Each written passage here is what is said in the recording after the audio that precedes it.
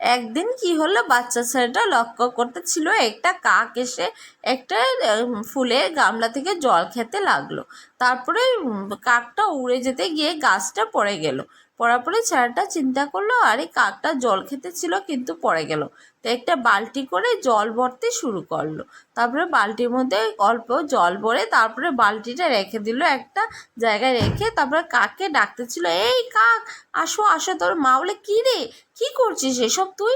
তারপরে ছেলেটা দৌড় মারে ঘরে গিয়ে জানলা দিকে দেখতে লাগলো কোন সময় কাক এসে খাবে জলগুলা। তারপরে দেখলো একটাও কাক দেখা যাচ্ছে না। তখন মাটা লক্ষ্য করলো, ও আমার ছেলেটা কাককে জল খাওয়ানোর জন্য এরকম করছে। তারপরে মা এসে বললো, আয় বাবা দেখ, তুই কাককে জল দেবো আমরা, চলে এটা করে। তারপরে একটা পাতিলের মধ্যে জল ভরে নিল, তারপরে একটা জায়গার মধ্যে রেখে দিল, রেখে বললো, চল আমরা চলে যাই, এখন কাক এসে জল খাবে।